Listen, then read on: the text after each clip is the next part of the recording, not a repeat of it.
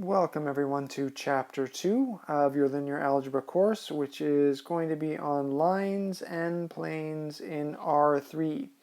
So we're going to start in this video with section 2.1, which is lines in R3, and this video is going to do subsection 2.1.1, a review of lines in R2, and example 2.1.1. So let's go ahead and get started. So the goal of section 2.1 is to be able to describe a line in three-dimensional space using either a vector equation, parametric equations, or symmetric equations.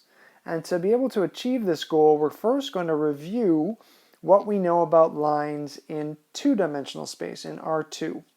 And any line in R2 can be written in its general equation form, which you might remember from high school was ax plus by plus c equals 0.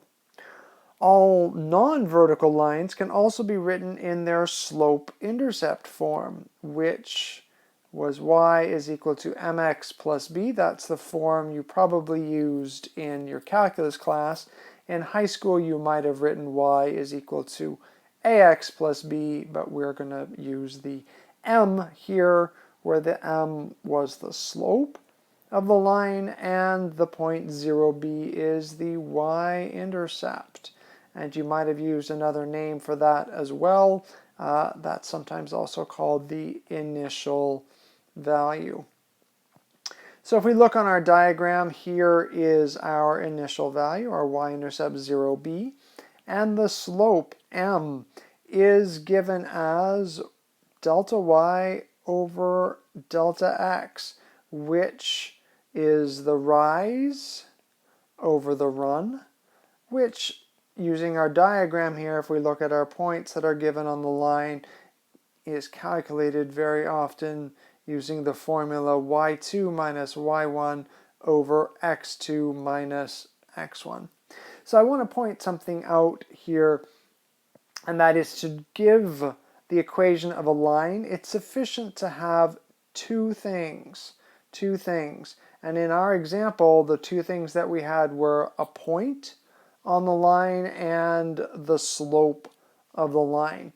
And when we go very shortly into giving the equation or equations of a line in R3, it is still going to be necessary to have two things. Now those two things are going to change a little bit, but needing two geometric things to give the equation of a line, that will continue into three-dimensional space.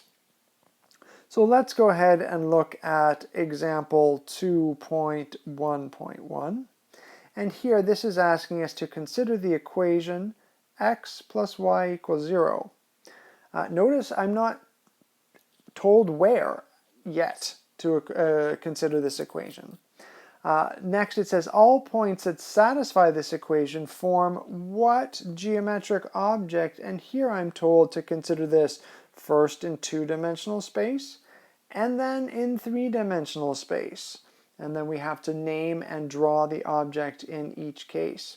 So in two-dimensional space, well, that's something that you've done in your calculus class or in high school, right? If we have the line x plus y is equal to 0, that's given in general form. Well, let's just write this as y is equal to minus x. So minus x plus b, the b could be 0.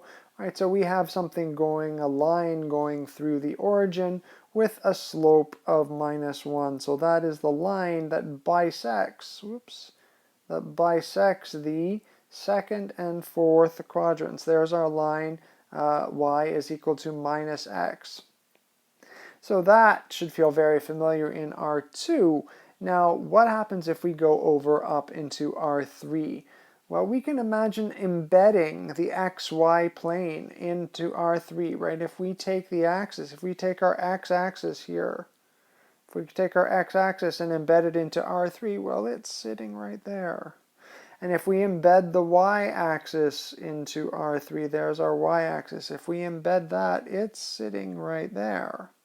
And so this line that we've drawn in R2 can also be embedded. It would be going through the xy plane, which would be right there.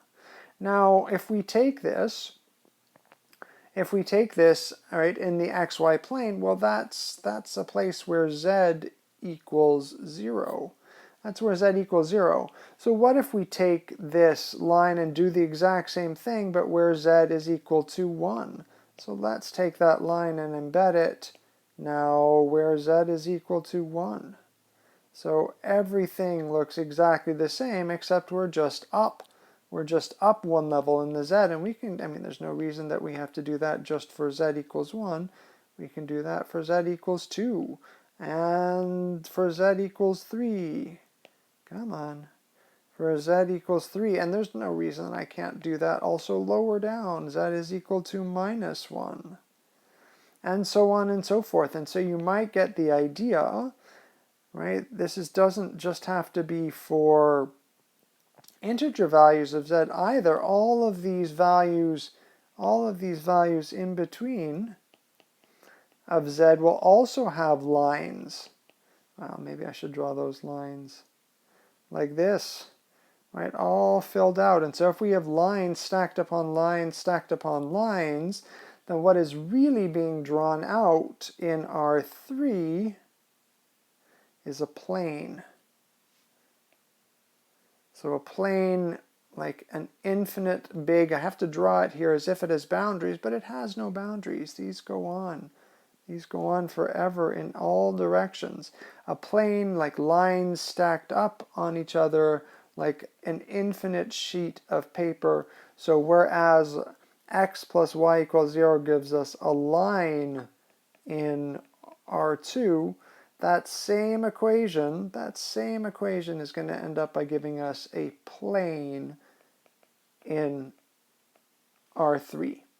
So there's a little moral to this example, a little takeaway for you here, and that is the equation that you learned as the general equation of a line ax plus by plus c does not yield a line in R3, it yields a plane. And so we're going to see very shortly in the next section actually that the general equation of the plane ax plus by plus cz plus d is the general equation of the plane in R3.